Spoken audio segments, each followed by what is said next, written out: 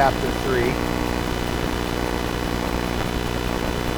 We're going to be going through this passage and we're going to be breaking this down.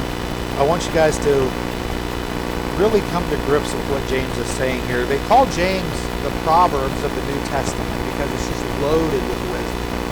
It's like applicable wisdom just continuously compounded through the whole book.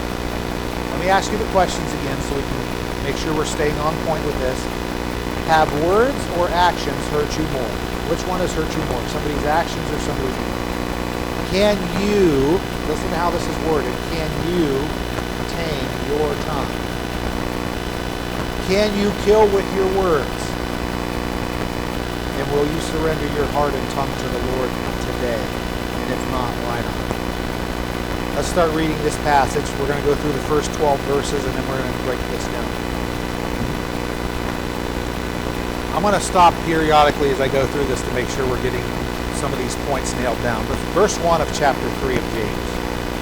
Let not many of you become teachers, my brethren, knowing that as such we will incur a stricter judgment. I have to stop after verse 1. You guys understand why it says that? In my life, because people think teachers are in charge, people want to be in charge, they have this eagerness to be in charge. Have you thought about the repercussions of being a teacher? And it doesn't just say biblical teaching, it just means teaching. But it applies to biblical teaching especially. Let me read this to you again. Let me see if your hearts have heard this passage. Let not many of you become teachers, my brethren, knowing that as such we will incur a stricter judgment. Verse 2. For we all stumble in many ways. If anyone does not stumble in what he says, he is a perfect man, able to bridle the whole body as well. Now if we put bits into the horses' mouths so that they will obey us, we direct their entire body as well. Look at the ships also, though they are so great and are driven by strong winds, are still directed by a very small rudder wherever the indication of the pilot desires. So also the tongue is a small part of the body, and yet it boasts of great things. So how great a forest is set aflame by such a small fire. And the tongue is a fire, the very world of iniquity. The tongue is set among our members as that which defiles the entire body, and sets on fire the course of our life, is set on fire by hell. For every species of beasts and birds, of reptiles and creatures of the sea is tamed, and has been tamed by the human race. But no one can tame the tongue. It is a restless evil, and full of deadly poison. With it we bless our Lord and Father, and with it we curse men, who have been made in the likeness of God. From the same mouth come both blessings and curse. My brethren, these things ought not to be this way. Does a fountain send out from the same opening both fresh and bitter water? Can a fig tree, my brethren, produce olives, or a vine produce figs? Nor can salt water produce fresh. Here's the problem with the passage like this. We spend so much of our days talking or listening to other people talk. And when you listen to a passage like that, in my age and knowledge that God has given me, I struggle with parts of this passage. I'm going to go over them and certain with you why I struggle with them. Because he makes a point there that in my logic, I can't argue with. We tame animals. We tame so many things on this earth, and we make things that weren't designed to do certain things outside of their realm of comfort, and yet we can't tame the tongue. I have finally come to the answer as to why this is the case. I'll share it with you as we get into this. I think you're all going to agree. The average American speaks over 700 times a day. Some people speak much more than that. Me and Frank probably speak over 1,000 times a day because we're talkers. And then some of you that are quiet. Now this is the average. What this means, that counts for the people that speak a lot and the people that don't speak very much, and then they take the average. But the average American speaks 700 times a day. So some of you may only speak 100 times. Some of us may speak 2,000 times. Other research said we spend about 1/5 of our life talking. And if we wrote down all the words from just today, it would be about a 50-page book. Just a day of talking. It's no wonder that God has something to say about our words. Our passage today isn't the first time James mentions the subject. As a matter of fact, in chapter 1, he exhorts us to be slow to speak. And in verse 26, he said the use of our tongue is one indicator of true religion. And in chapter 2, it's our tongue that reveals our partiality and proclaims our faith. James isn't done talking either. He brings it up again. All this shows that God cares a lot about how we speak. I'm going to read a passage here today, and I love how the Holy Spirit has been working in this church. These things keep coming up in different circles, even though we're not together, and then they come up in the sermon. We're going to get into a passage today that most of you may not have understood or have let sink into the realm of your soul so that it can penetrate and do its work. We're going to talk about this passage here in a second. Our tongues. One of the greatest tragedies of humankind is that we ever opened our mouths. It's true. Had the serpent not spoken to Eve, had Eve not spoken, had Adam not spoken, things may have been a lot different. In the fall, Adam blamed Genesis chapter 3, verse 12. He blamed Eve. The Psalms refer to those whose throat is an open grave because of the way they talk, whose tongues deceive, whose mouths are full of curses and bitterness. Psalms is covered with this. In Psalms chapter 5, verse 9, verses 10, or chapter 10, verse 7, Psalm 140, verse 3. Romans talks about it. Isaiah sensed the weight of his word. How about this one? I love this because Isaiah, we look at Isaiah and we go, man, there's a holy man, there's a prophet of God. And Isaiah goes, oh my gosh, I'm in the presence of God. I'm going to die for sure. Isaiah. I want you to think about this because I want you to be prepared for this next passage because I'm sure some of you have not grasped the weight of this passage and that we're supposed to really hang on to what it means. I'm going to get your hearts ready for this. If you take a sword and thrust it into me, it's going to do serious damage, and I may or may not live through it, right? And some of you, let me give you the perspective. How many of you would rather have that than some of the damage that words have caused you? Right? It would take 1 second. It's the damage that words have caused you. Because here's the thing. I remember when I was younger, I wanted to be grounded instead of spanked because I hated getting spanked. I didn't understand because I was a kid, right? Now I'm older, I'd rather have the spanking. Want to know why? Because it's over. And the pain may last for a few minutes or maybe even a few hours depending on who's doing the spanking. And none of you are doing the board, so you know. To do the spanking, I really feel how your heart's going toward me. But here's the point. The grounding goes on. Remember, you used to get grounded for a week or for a month, sometimes half a year, depending on how bad it was. And as a kid, you're like, that's good. I'd rather not have the spanking. But man alive, I'd rather have the spanking. I'd rather you get it over. I'd rather you cut me with the sword than to hear some of the words that are said about it. Because here's the problem. I'm a counselor. I'm a psychologist. I talk to people all the time. Every week, I talk to people who are broken and are damaged most of their lives.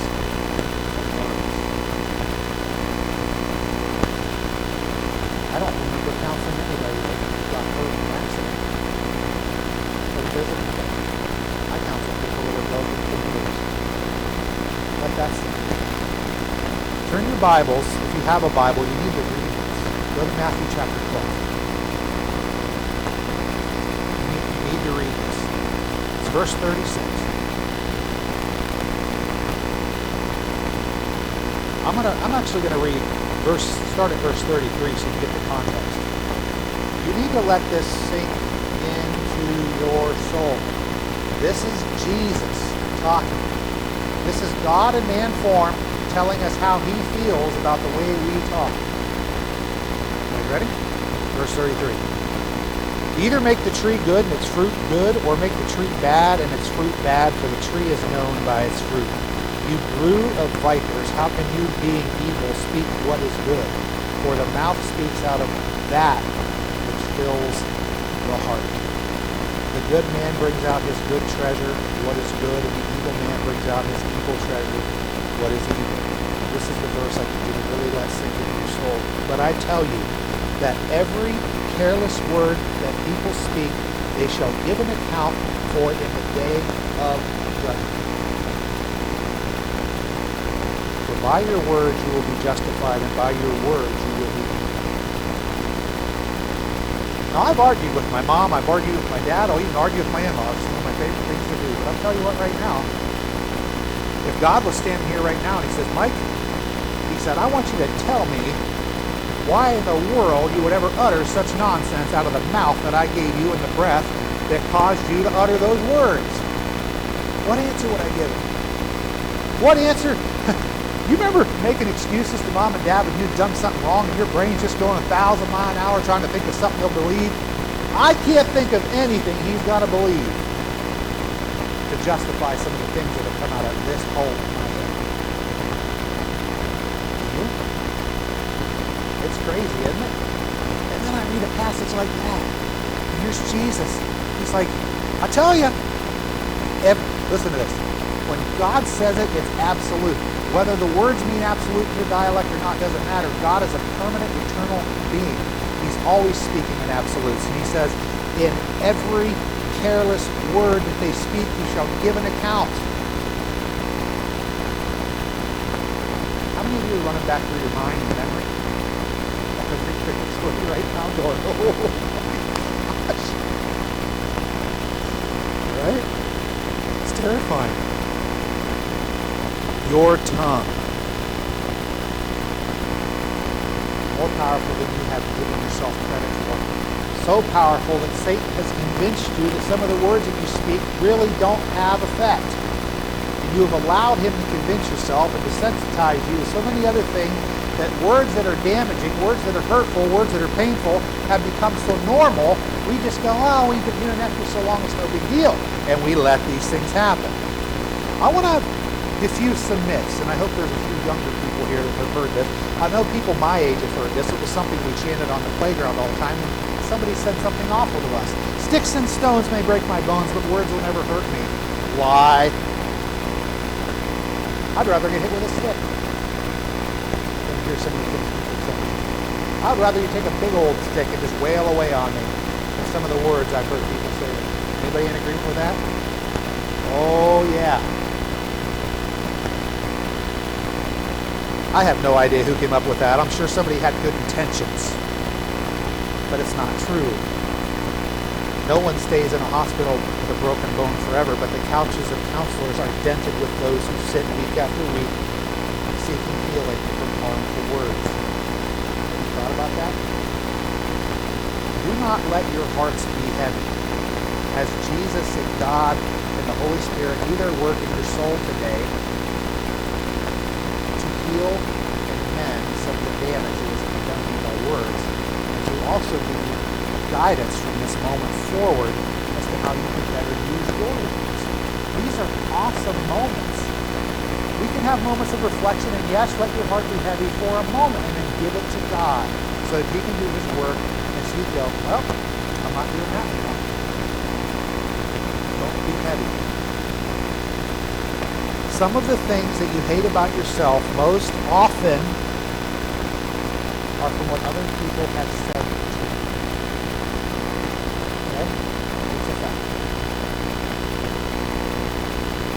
Ever hear this one? I used to use this one all the time.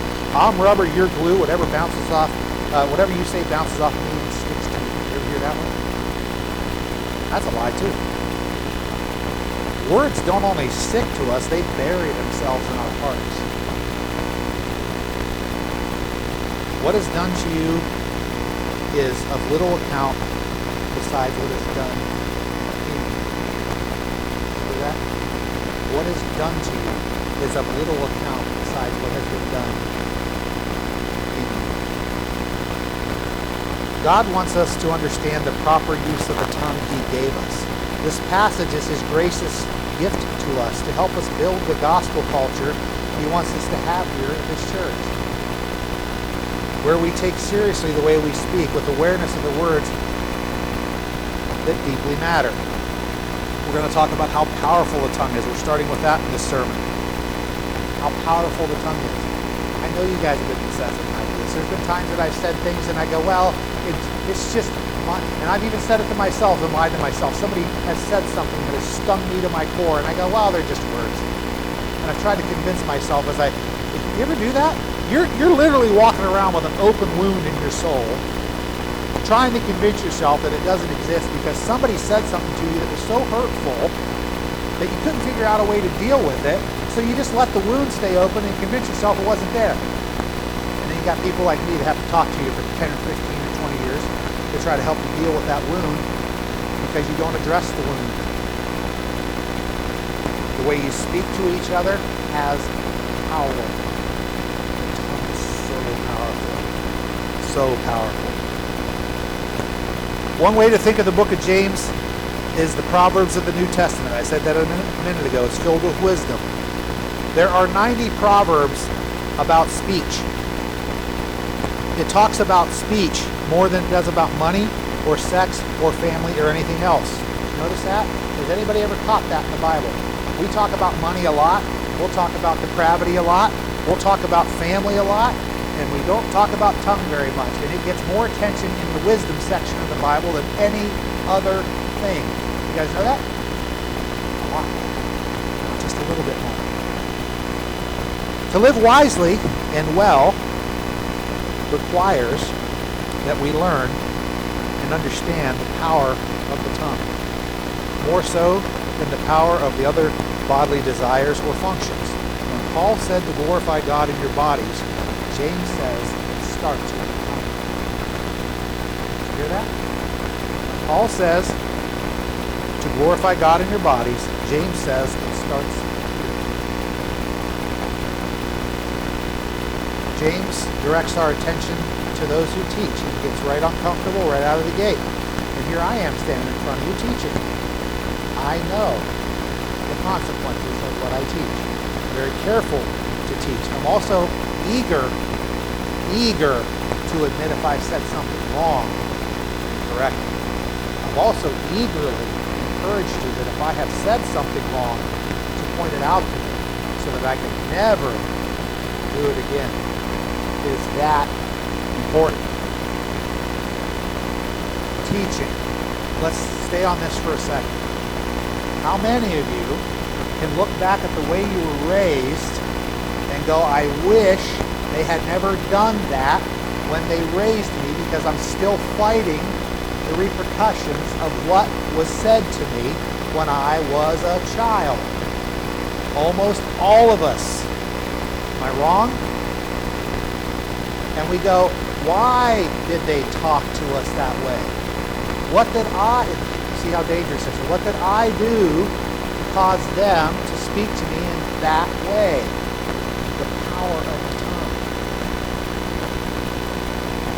Just look at what happened to you in your life as you were being raised. And some of you, your short lives, how some things that have been said to you are sticking with you and you can't figure out how to remove done. It's insane, isn't it? Now let that sink in and let God do His work in you today as we talk about this.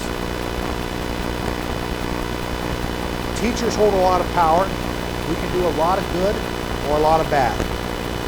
James is primarily talking about those who teach in the church. I've expanded it into parenting. Parents teach all the time. It's something we just do, even when we don't want to. You guys remember that in your day's coming, Glenn and Liz, that before long, and this is going to be a flash in the pan, but before long, that little girl's going to be asking why. Well, what is that? A lot. A lot. And if they're like Blaine, it's going to be like constant. He was a 3,000 word a day person.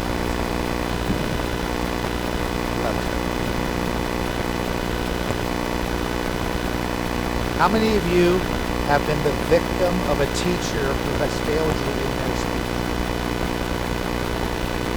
Probably all of us, right? No one is exempt. This is the scary thing.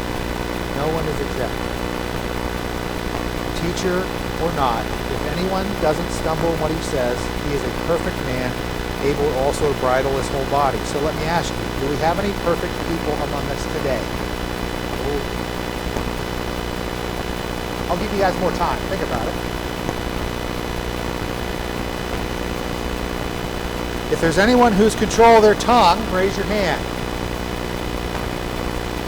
Carl, you cannot put your hand up. I just talked to you the other day. I appreciate the effort though, Carl. He was just praising God, right, Carl?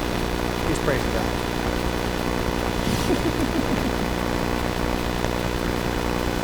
I want you guys to let this part, what's coming up here, sink in. We all stumble. Let's get on the same page. Let's be unified in that we all fail. Unified in that, universal issue. Okay? We all fail. We've all said things we wish we hadn't said. We all said things we know we shouldn't have said. All of us. Yeah, I know. Frank, that 50-page book for us is a 200-page book. I know, man. We stumble. How about this? Listen to this. Power of the tongue. This is something that I learned through study in psychology. If you cannot go 24 hours without drinking liquor, you're addicted to alcohol. If you cannot go 24 hours without doing some kind of tobacco product or something laced with nicotine, you're addicted to nicotine. Similarly, if you cannot go 24 hours without saying words that you shouldn't have said, then you have lost control of your tongue. Just like you've lost control of your addiction, you've lost control of your addiction to speaking things you should not have said.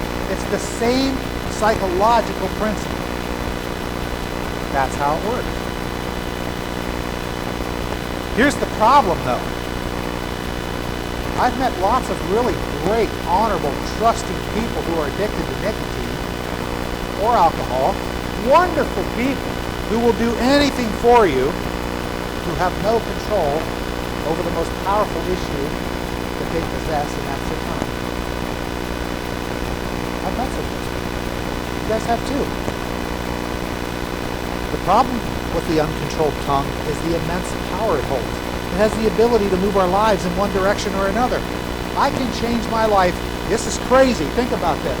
I can change the trajectory of me and my entire family's life right now by saying the wrong thing to all of you. I can change it right now. I could open my mouth. Pause. Here it comes. You ready? I could do it. Couldn't I, Andrew? Couldn't I, guys? And you could do it too. You could change the trajectory of your family and your entire family's life. Here's the scarier part. You want to go deeper? I could say something right now with my next breath that would change the trajectory of all of your lives with my tongue. It's a scary thought, isn't it? I could say something right now that could just totally wreck this entire thing. I could. That's how powerful the tongue is. And you let that sink in. Fathers, mothers, when you speak to your children, your tongue can destroy just as easily as it can teach. It can destroy and kill just as much as it causes them to live and nurture them. And children, when you speak to your parents, your tongue can cut sharper than any double-edged sword. To your parents' heart, you say something. The tongue. Oh, is it powerful? Really small, incredibly powerful. I used to remember hearing the passage about, in James here, about the bit in the horse's mouth, and then I've seen some pretty big horses. You know, and we've watched the Amish with those Percherons and those other giant horses they use down there, and they're just walking along those. What if that horse decided it didn't want to listen? Well, it's going to do whatever it wants. But it doesn't. It listens. We've trained those horses. You know, they say the Titanic crashed into that iceberg because it was this immense ship and they didn't have a big enough rudder. Somehow that managed to steer that ship clear across the ocean, didn't it? We watch these immense ships, these gigantic ships you can't even fathom, that are out there right now, and this little piece of steel, comparatively to the size of it, this little piece of steel steers it around. The tongue. Same thing with us. It's the master key to our bodies, the tongue. It determines everything else. and moving us either positively or negatively. Our tongue takes us places, but of course, here's the thing. The tongue is the loudspeaker of the heart. The tongue is the loudspeaker of the heart. And that's what Jesus was talking about in Matthew 12, and that's what James is talking about here. It's the rudder of the ship. It's the bridle, bit in the horse's mouth. The inward reality. Here's the thing. You want to know how somebody's heart really is? Spend time with them. Different uncontrolled situations. Because here at church, everybody's got a good heart. Aren't we all good? It's Sunday. Don't say what you're not supposed to say. And if you do, go, oh gosh, I'm in church. Sorry I said that. I like this one. Sorry I said that in front of you, Pastor. I hear that a lot. Especially at my shop. Oh, I shouldn't have said that. I forgot you were a pastor. I hear that a lot. But in church, how about this? Family gatherings. Well, some of us are better at this than others. We don't say things we should, or sometimes we just love the platform to say things we know we shouldn't say. Depending on how much hurt we have from our family, right? Your heart reveals through your mouth the true character of who you are. You work with people, you spend time with people every single day, people who are in the workforce, you can't hide it eventually. You finally have a bad day. You've controlled yourself, and even though your heart overall is good, you have a bad day, and you say something you shouldn't have said, or you gave a tone you shouldn't have gave, or you spoke to somebody in a way they've never spoken to before, and you can't take it back, and you can't reverse time, and suddenly the trajectory of a relationship you have with somebody at work has been changed forever because of the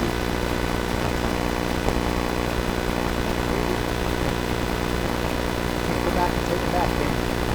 All the sorries in the world can't unsay what you said.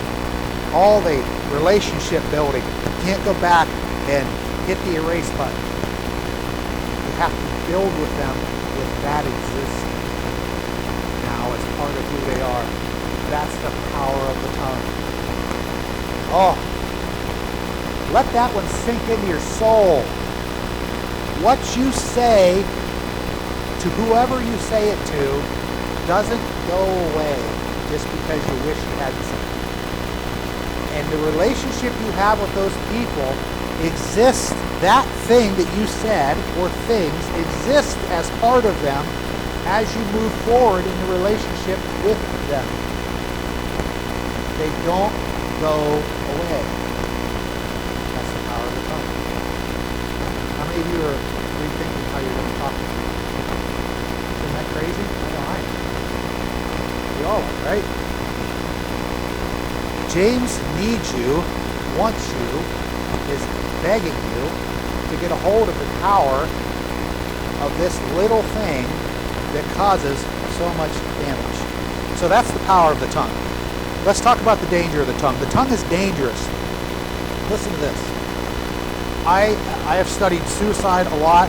I've talked to lots of people who have contemplated it. I've talked about it in psychology. I have counseled so many people who have dealt with this issue or have thought about this issue. I've read the case studies. Here's one that I'm allowed to read. This will rock your world.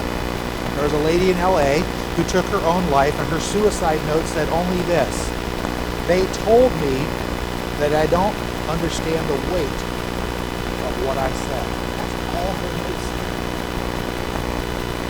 She had said something awful to somebody. We don't know what it was. We still don't know what it was. But she had said something she couldn't take back to somebody or some people, and the weight of it was more than she could live with. Now, that doesn't sound like, think about that. I know, that's a wow thing, right? It is. But think about that for a minute. Is it really that big of a stretch to let your mind go there? It's not, really, is it? How many of us have felt so much pain from something we have said that it caused us to contemplate the, I can't do this to people anymore, conversation in our own minds? That's rough, isn't it? Power of the tongue. her actions of what she said were so heavy, she said, I can't live with it anymore. She took her life, and you will never know what she said to whoever. That was her note. They don't understand the weight of what I said. In verse 5, James says, how great a forest is set ablaze by a small fire. In Proverbs 18:21, it says, death and life are in the power of the tongue. Death and life are in the power of the tongue. The tongue can kill. All it takes is a spark, a bit of gossip, an explosion of anger, one biting remark, one lie, one word, one small fire sets the forest ablaze. You guys have been there. How many of you have been in a fight with your spouse or with one of your kids, and the fight's it's a managed fight. It's a disagreement, and you're managing, and you're getting you're venting, and things are going back and forth, and then you get really mad. Oh, that one stung a little bit, and you pull that thing that you know you shouldn't say out of your repertoire, and you go, I'm not going to lose this fight. And now your pride's involved, and now your emotions have gone past the nurturing part of the argument, because that's what a good argument is. Arguments are healthy if you let them do their work. But now we're not arguing anymore. Now we're trying to see who can win the fight. And out comes that word or that phrase that you know you shouldn't say. You can't take it back. You can't undo it. You can't reverse time and erase it. And now you've got to live with that person with that damage being done by that time. Now here's the thing, guys, can we say some real dangerous things to our women? Oh yeah, we can. The dangerous power of the tongue. We can get ourselves in some real danger with our tongue, can't we? Women, you guys say some dangerous things to men? Women, I love you guys, but you can crush a man. You can crush a man's spirit with your tongue. You can crush a man. He will never come back from it by some of the things you guys can say. We can do the same thing, but we tend to get the more physical aspects of what we can do instead of what we can do with our mouths, even though we're just as dangerous with our tongues. Some of us go, well, I didn't intend for my words to have any great harm. This is what we do, right? This is the trick of Satan. They're just words. You ever argue with somebody? They're just words. They're just words. Get over it. Sticks and stones. Sticks and stones. How about this one? A few years ago, Southern California had 22,000 acres burned. Most of you will remember this one. It burned up a lot of homes, a lot of businesses, and a lot of people, when they found out how it started, could not believe it. It was a gender reveal party on September 5th, and they had lit off a balloon. This little bomb bursted of the confetti that sprays the color out, right? Remember those? You've seen these gender reveals online or on TV, right? This little gender reveal balloon went up over their fence and went poof, and out came the pink confetti, and it lit the brush on fire, and 22,000 acres burned, and a lot of houses burned up. And November 16th, several months later, the fire was finally put out. A little thing causing so much damage. Our words are no different. How about this one? Years ago in Gatlinburg, Tennessee, people were driving down the mountain. Fire was raging on both sides of the street. It looked like hell. It was the deadliest wildfire in that state in over 100 years. And how did that fire start? 2 kids playing with matches on the Chimney Top Trail. It killed 14 people, destroyed 2,400 buildings. One little match. That's our words. That's why James is referring our tongues to that little spark, that little fire that just starts something. And then how about this one? Let's put this into perspective. Now I laid the platform. I've used real life experiences of real fires. Now think about this. How many of you guys have started down a trail with either lies or a pattern of speech that it's gotten away from you? It's become that big ball, that boulder rolling down the mountain, picking up momentum, and now it's covered in snow, and it's getting bigger and bigger, and your words have just gotten this, oh my gosh, it's out of control. How am I going to put this out? How many of you walk down a trail of lies, and one lie becomes another lie, and you keep building upon the lies, trying to make this believable story, and how your lies have stretched all over the place, and it's completely out of control. That's the fire. The tongue can hold the contents of good things, or that can hold the content of bad things. It is a tender portion, a slender portion of our flesh. It contains the whole world.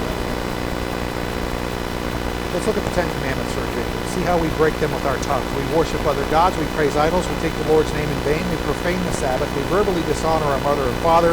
We murder through angry speech. We commit adultery through lustful words. We steal the truth by our lies.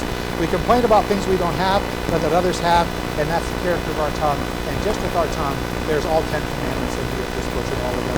We didn't even have to take any action with our physical body. We did it all with our tongue. Crazy.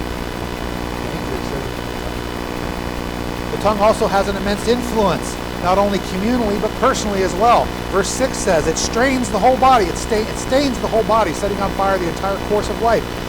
James says earlier that pure religion is sustained from the world, but the tongue pollutes the rest of our bodies, affecting the whole of our life from beginning of end to the end and everything in between.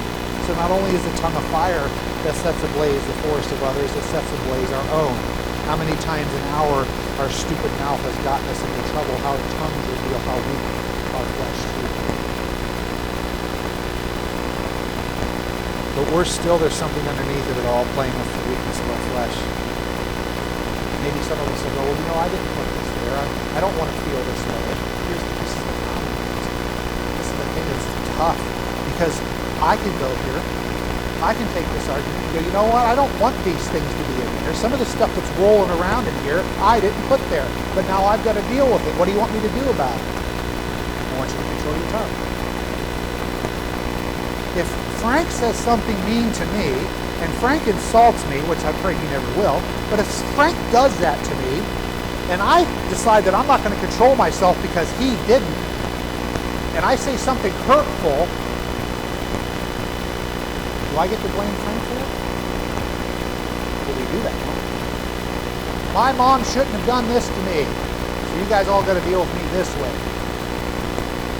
My dad shouldn't have treated me like this, so you all got to deal with me this way. We do that, but listen, I'm not being unsympathetic to the damage that has been caused to you. But I have to go back to Matthew 12. But I tell you that every careless word that people speak they have to give an account for the day of judgment. You can't go to God when you have made a mistake and go, oh God, but you don't understand. My mom did this, my dad did this, my kids were this way, my wife or my husband were this way, and God's going to go, I'm not talking to them. I'll deal with them when their time is here. I'm talking to you. That's what he's talking about. You don't get the pass of hereditary damage, of generational bondage. You don't get the pass. God doesn't go, you're right. You've been damaged. Sorry about that. Everything you've done wrong, you get a pass for. Everything you said that you shouldn't have said, I'm not going to hear. He doesn't say that. He says you're going to give an account because you have a relationship with me. And the condition of your heart is your issue. And the condition of their heart that hurts you is their issue. I'm talking to you. Me and you are going to have a conversation, he says, and we're going to talk about all the things you said. I'm not going to talk about anybody else. Isn't that crazy? James says he uses the word Gehenna, and that's the fire for the ultimate place of judgment, where Satan is going to end up dwelling in the end. Satan works the evil in our tongues. He lit the fire that's in us. He's the father of lies. He's walking to and fro with a torch of mischief, lighting our tongues on fire, watching and enjoying the explosions that result from our ill-formed words. The danger of the tongue. You're having a good day. You're looking back through the day. The day is so great and so unnormal for you, but you go, man, what a good day. And a lot of you have had those days. You can think back right now, some of you might be closing your eyes going, oh yeah. And some of us have had those days and we've ruined it. The day's gone really, really good. You might have even got late into the evening. Almost through the day. Peaceful, wonderful. Everybody's been good to each other, been building each other up, loving on each other. And then something happens and out comes the words, day is now. And I teach this all the time, counseling people and giving my advice. Did that good part of the day stop to exist because you said something stupid? Said no, it didn't cease to exist, but we forgot about that because the tongue is so dangerous. And in our sinfulness, we comply all too easily to words, don't we? Some of us are carrying around so much damage, we're just waiting on somebody to say something so that we have an excuse to let the damage come roaring out. Aren't we? Oh, how many of you are eager for it? Oh, if I get into an argument with this person, oh, if they say this, oh boy, we've fantasized about it. If they say this to me, oh boy, I'm going to let them have it. That's right. And some of us who just love to tease our spouses, we do it for fun.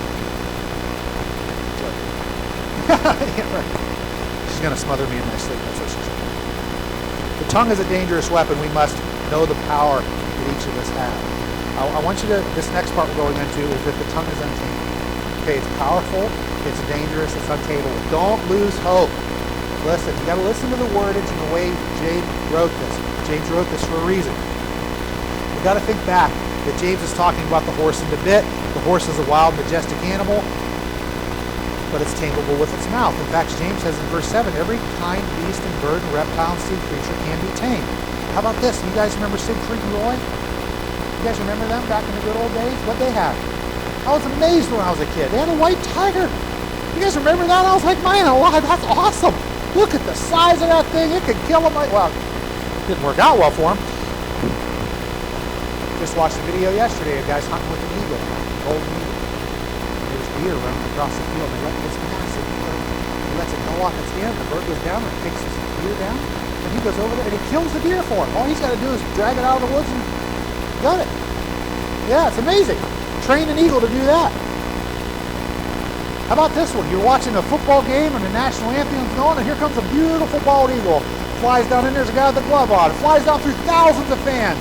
Through the aircraft flying over, the fireworks going off, the blazing speakers. We've trained that animal so well to fly through all that hubbub and that commotion and land on a glove. And I was like, wow, that's some serious control. Yet we can't control our daggone tongues. I'm struggling with this logically. I have raised animals. I have brought them up. I've taught them to do amazing things. I've taught a dog in my life. I had a dog. His name was Apache. He was a boxer. I taught him to do things. I taught him to do things on command. And he would wait patiently. I'd like, wait, Apache. And he would sit there at ready, intense, ready to go as soon as I gave the command. He would do everything I said to him. And I could see him battling against his urge to do what he wasn't supposed to do. But he would do it. And I can't control this. Doesn't that drive you nuts? But here's the cool part. This is where it starts to work. You can't control your tongue. Listen to how it's worded. But with Christ, you can with Him. He will, through you, enable you to control your tongue. And some of you out there can give an account of how you were without Christ controlling your tongue, and I've got stories, oh boy, they aren't fit for church. And I've got stories of how my tongue is different with Christ, who has tamed my tongue.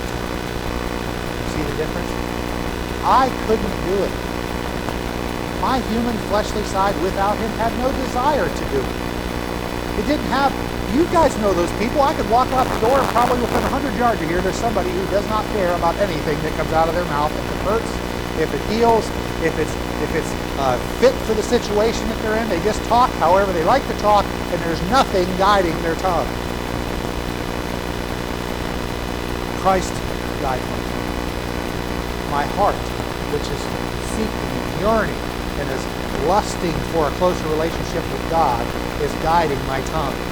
And your tongue is revealing the true condition of your heart. And it is tameable, but not without Christ. So just you by yourself, it's not tameable. If you've got a speech issue or if you're doing damage with your mouth and you're like, why can't I get a hold of this? And you come to somebody like me, I'm going to say, let's talk about Christ. Because without Him, you can't do it. You cannot do it. Always. Your tongue is always. This is the scary part. Some of us are getting older. Our bodies don't work the way they used to. If I try to take a football right now without warming up and throw it to that window back there, or even to Andrew, this shoulder would be wrecked for the rest of the day. It just wouldn't take it. I'd have to warm up for a while, and I might be able to get it to you, Andrew. My shoulders are shut. Boy, my tongue works good. No! Not a good friend. See the danger of the tongue. It's tameable, but not on my own. It's tameable. And here's the thing. Our tongues are usually still operating when the rest of our body has failed. I've read so many deathbed stories of people uttering their last and saying the things that they wish they had said in the last moments of their life while the rest of their body is literally dying and cannot do anything, the tongue.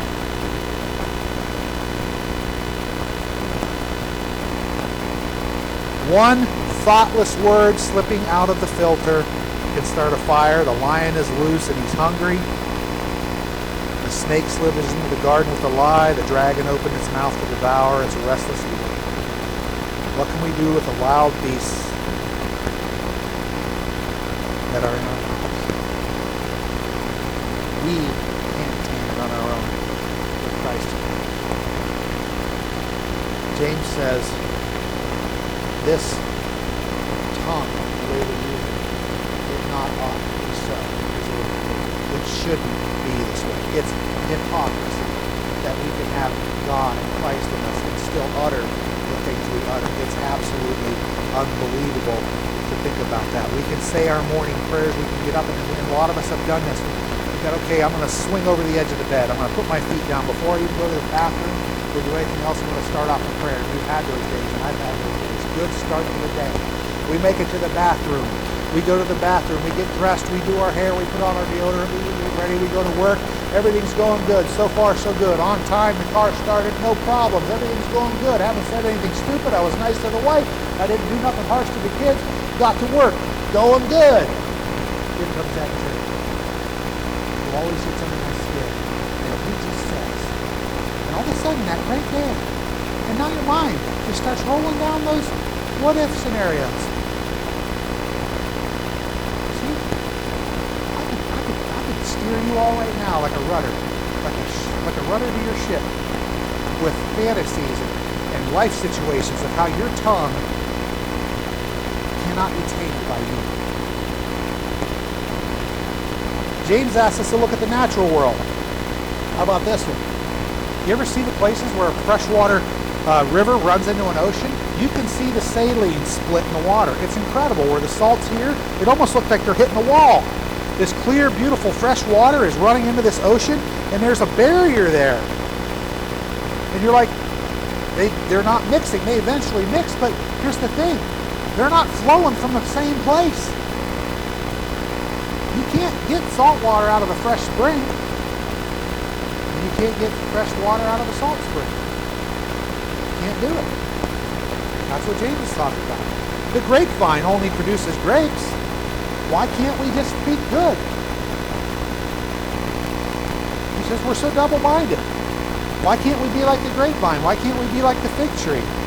Why can't we be like the fresh spring? Or even the briny ocean? Pick one. Why can't we just be one or the other? Why are we uttering this nonsense of good and bad out of the same place? Taming your tongue. So we're stuck with this great need to tame our tongue because we now know, and we have a duty now that we have been told to teach ourselves and others with this knowledge. No human being can tame the tongue. But he doesn't mean that you can't. He just means that you can't do it without Christ. The tongue isn't untamable. It's just untamable by us. Jesus told us in John 6:63, it is the Spirit that gives life, and the flesh is no help at all. So rely on the Spirit. He doesn't say the flesh is help. He says the flesh is no help. And then I thought about this, and I saw this video. It was yesterday, I think it was. It was amazing, because it went right along with what I'm talking about. So I'm starting to put this logically into place so I can apply what I'm learning here and teach you guys. And I'm going, okay, how am I going to what am I putting in here? What am I inundating myself with? That's going to affect my heart, right? If you're around, if you're around somebody that just cusses all the time, they're just dropping the F-bomb all the time, you may accidentally say it, even though that's not conditioning your heart, because you're so used to saying it, it's rolling around in your brain continually. You ever have that happen? You just accidentally say a cuss word? No intention, not even on your heart, but because the people you're around just say it so much, it just goes poop, and you're like, oh my gosh, where'd that come from? What's going in? So then I saw this guy, and he goes, I spent my day, I'm not challenging you yet. Context. I spent my day with my Bible instead of my cell phone. And this is what it looked like. He sat up out of bed, and he grabbed his Bible, and he looked at it. Instead of checking the time or seeing if he had messages. And he put it down, and he walked to the bathroom. And he lays it on his counter, and he goes to the bathroom, and he gets up, and he's brushing his teeth, and while he's brushing his teeth, he's got his Bible. Everything that he had done with his cell phone, he did with his Bible. He said, I didn't put that thing down for more than a few seconds. I'm sitting there going, wow. Bingo, light bulb moment, right? I'm not picking on cell phones. I could go crazy on this. That's not my point. What are you inundating yourself with? If you're sitting there going, Mike, I don't understand, I can't do this. This seems like an impossible task. What are you inundating yourself with? If you're focusing on God and allowing Him to do the work in your heart, then that's going to emanate out of your tongue. If you're focusing on God and being godly and being around godly people and inundating yourself with people who are pointing you back to Christ, who are wanting to talk theology, who are wanting to talk about God and the things He's done in their life, well, those things, just like when you hear that person cussing all the time, is going to be the things accidentally starting to come out of your mouth. Well, that's just some serious stupid logic, isn't it? Too simple. How about this one? Understand and realize the great sacrifice that Christ has made on your behalf, and let that sink in as you try to control your tongue. Not try. Learn to control your tongue.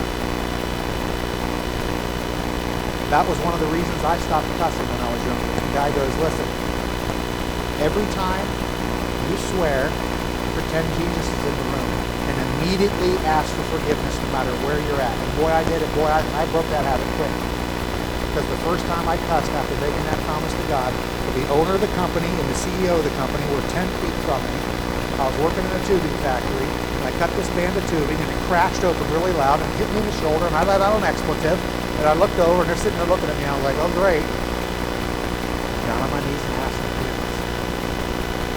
I didn't want to do that. I was comfortable. Your failures can't shut you up. They don't cause us to be quiet, do they? Just like our successes with Christ, they shouldn't shut us up. So how many of you have a voice because you're angry? Your voice only comes out when you're angry. You push past the limit. Well, why isn't your voice there for the things that are good? See? Your voice should be there for the good. It should be the condition of your heart. It should be coming out. It should be flowing out what is in there. And I go, Jesus covered the cost of everything. He covers every wrong word that I've ever said and will ever say. He covers the gossip, every put down, every curse, every lie, every complaint, every angry word, every sinful thing ever uttered out of the darkness of a fallen heart. Those things stick to Him. He died for our sins. But Jesus didn't stay dead. The Word of God rose again and conquered Satan's torch that sets our tongues on fire. And if you go, more Jesus, how am I going to tame my tongue? It's not more world. It's not more television. It's not more phone. It's not more sinful people. It's more Christ. And that really is the answer. For those of you who have a past where you can remember how your tongue used to be, and you're living in a future of how your tongue is now, the answer was Christ. It wasn't your own stubbornness and so. I've never met anybody who has tamed the tongue come up to me and go, it was my stubborn willpower and desire to succeed which caused me to tame my tongue. Yeah, right. liar. Didn't happen, because you want to know something? You may have stopped cussing with your own willpower, but the evil that's in your heart comes out in other ways, by the way you talk down to people, and the way you insult them, and the way you gossip, and the way you do other damage. And just because you may not cuss anymore does not mean you have conquered the tongue. It's only Christ that can make a pure heart. It's only Christ that can heal a broken heart. It's only Christ that can heal the wounds that have caused the damage that you do with your tongue to come out. It's only Christ. He is more powerful than what's waiting to burst forth out of your mouth. He is more powerful than any damage that has been penetrated into your soul and your spirit that you're carrying around with you right now that causes you to want to lash out and say things you shouldn't say. He is more powerful. He has done the work. And you can ask him now to drive out those evil and awful things that has caused your tongue to be out of control. You can ask him, I love this about you, God. I don't have to do it for one more second. You can ask him. Let me go back to my first question and we're going to get out of here. Not out of here. Other things. If you want to have control of your tongue, you have to surrender your tongue to God. Why won't you? If you will, then do it. If you won't, why not? Good question, isn't it? Let's pray and ask God to work in our spirits and prepare our tongues for the delicious foods. Let's pray. Lord, you are awesome. Everything that you've said here today is true. We know it. Our hearts know it. Our souls know it. We know we say things we shouldn't. We know there's a lot more things that should stay inside that we may come outside. Lord, you are the answer. I cannot pray for what they all individually need. I don't know it all, but I know what I need. I need you to provide my tongue. I surrender my tongue to you.